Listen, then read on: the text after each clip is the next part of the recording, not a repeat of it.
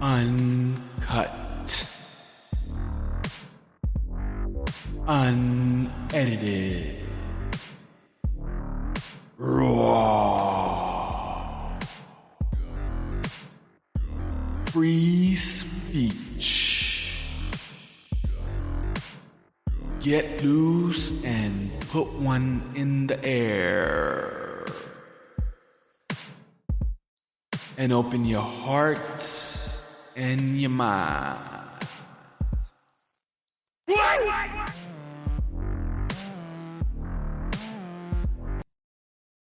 Yo, what's going on, my people? I hope everybody's doing well. I hope everybody can hear me. Trying to get used to this whole podcast thing, so hopefully the audio comes out better on this one. So the topic for today I'm going to be discussing is the Indian subcontinent and Pakistan in general. You see, the Indian subcontinent that I'm reading about right nowadays is, well, the book that I'm referencing is a revised and expanded edition of India, a history by John Key. John Key as in Keay. Key-A. I guess John Key-A. But regardless of the matter is, right now I'm in the beginning phases of the book, and it tells us about ancient Indian history. Now, a lot of ancient Indian history is not written down because a lot of it is oral tradition. So, a lot of Indian history is based out of Sanskrit, the ancient Indian language. Now, it is through Sanskriti that their history has been passed on. But over the years, some portions of the history have been found, and the oldest going back to the Harappan,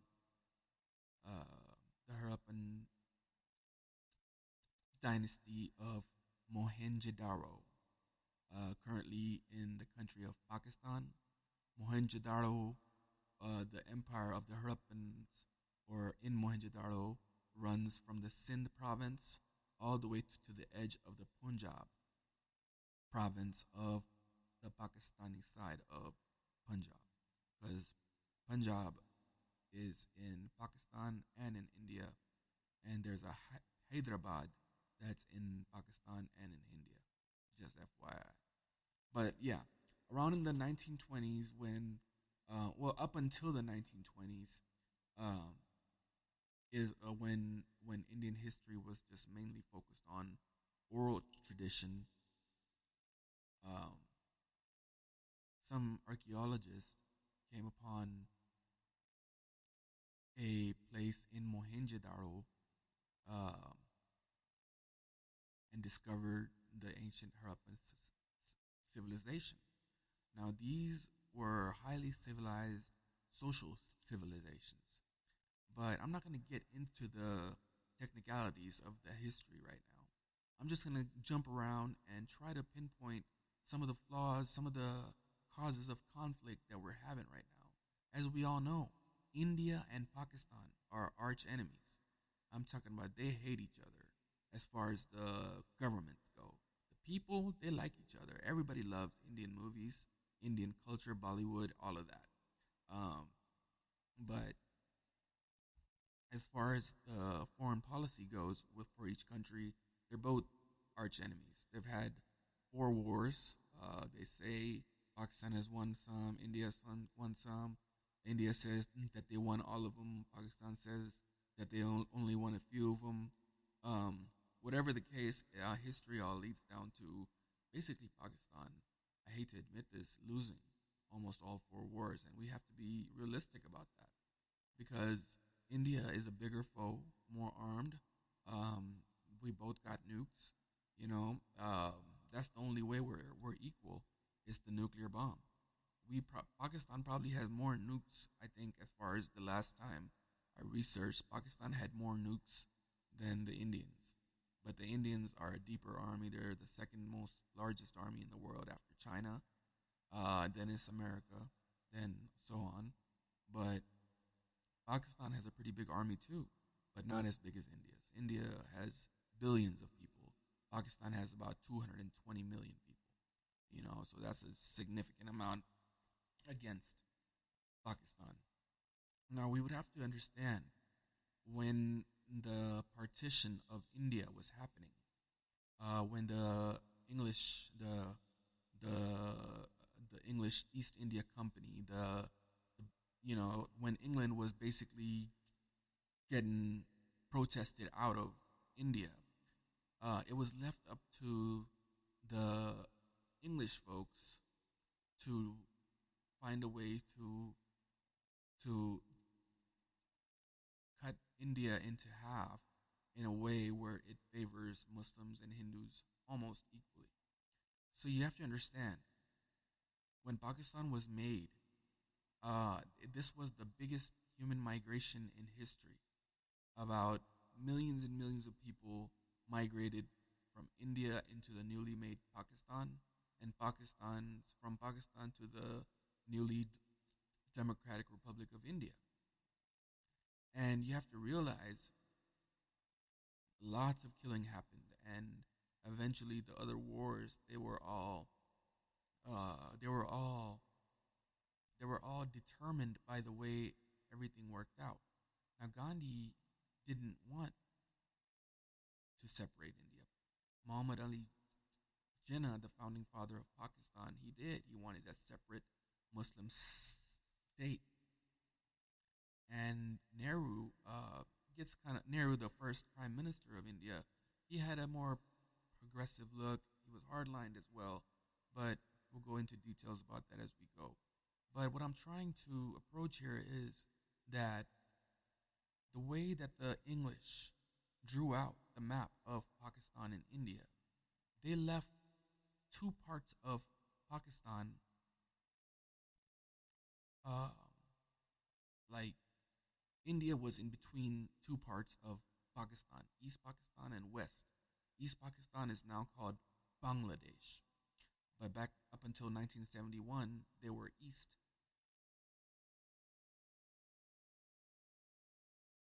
Pakistan. But you have to realize this left room for conflict. So Pakistanis would have to fly over India in order to reach East Pakistan or go around the Arabian Sea. And this created a lot of conflict. Then there was also the Kashmir conflict. Now history has taught us about Indian history in particular. There hasn't been a one unified India much in history, probably once or twice. Once under the Mughals, and then the other earlier on with Chandragupta Maurya in the Mauryan kingdom, led later by Ashoka the Great. And under these two kingdoms, these two, I would say, dynasties, India was like a whole kingdom.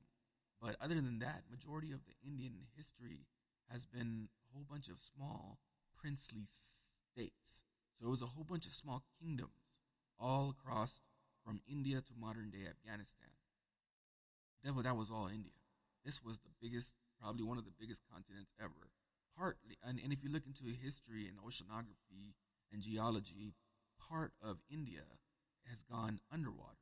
India was bigger. The Indian subcontinent was possibly the biggest subcontinent in the world. But sometime in history, a lot of it went underground, and so did a lot of its history. Underwater, I mean. And then in 1924, before partition, they found the Harappan Empire. This gave actual physical proof of Indian history. So you have to realize when they chose basically a nobody who doesn't know anything about maps, culture, Indian history, Indian culture, anything, Islam, nothing. They chose a white man from England to draw out a map for billions of people across a whole subcontinent.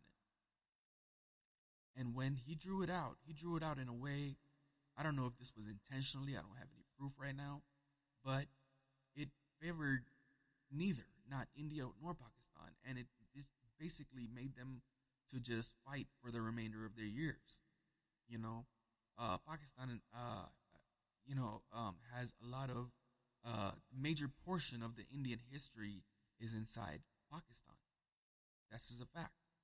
Delhi has it too. That's where the Mauryan um, dynasty is, but the oldest portion of Indian history, older than the Aryans or the Arya, they is the Harappan, and the Harappan Empire is inside Pakistan. So that there hasn't been really conflict about that, but that just kind of takes away from India's identity, and they made it like that. And then since Pakistan and India were always enemies, a portion of Pakistan was cut off during the Pakistani Civil War because Pakistanis weren't united in one. And what they did, they would alienate and look at the Bengalis in East Pakistan as second grade citizens. They messed up on their own. India took advantage of it, aided the Bengalis through guerrilla warfare, and basically uh, helped create an independent Bengali state of Bangladesh. And in the ancients, they had their own. They had their own. They had their own kingdoms. You know, so India was a whole bunch of small kingdoms. It wasn't one whole country, and you have to realize that. It took a lot of them to team up against each other in order to even beat Alexander the Great out. Otherwise, Alexander had conquered all the way up until Pakistan, and then after Pakistan, when he tried to go deeper into India, they basically beat him. That's where he lost his first war, and that's what's been happening. Uh, but with that being said, what I'm trying to get at is they have left Pakistan and India into a conflict or a paradox of war. Even Kashmir, if you look at Kashmiri history, currently Kashmir is divided partially, mostly with India, a little bit in Pakistan occupied Kashmir, and a small amount of it, China even has it, of the Himalayas. And Kashmir is in the Himalayas. When you heard of the concept of the Himalaya, it comes from right there, the Himalayas. I'm not a player from the Himalaya, but well, whatever. Either way, you have to realize that that Kashmir had never really worked well with foreign powers. Kashmir would fight against any ruling party, whether it was the Chinese, whether it was the Indians. Eventually, most of it went with India because the population was Muslim, but it was ruled by a Hindu prince.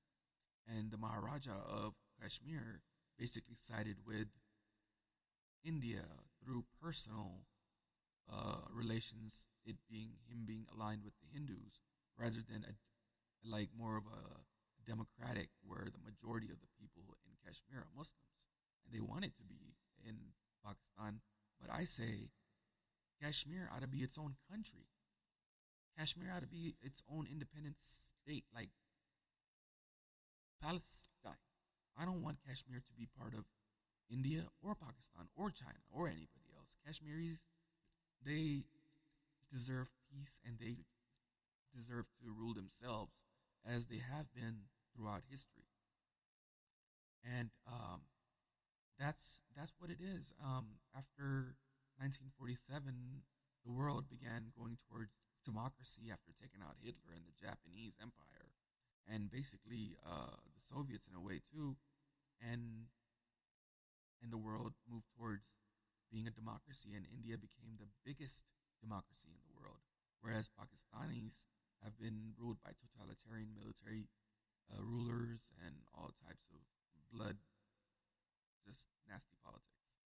Finally, Pakistan is in a democratic Islamic Republic state, but it's still it's not a theocracy all the way, but it leans towards it being that, but it's actually a democracy right now. And that's where a lot of the conflict lies. They basically left us to fight, to have the culture and the history divided.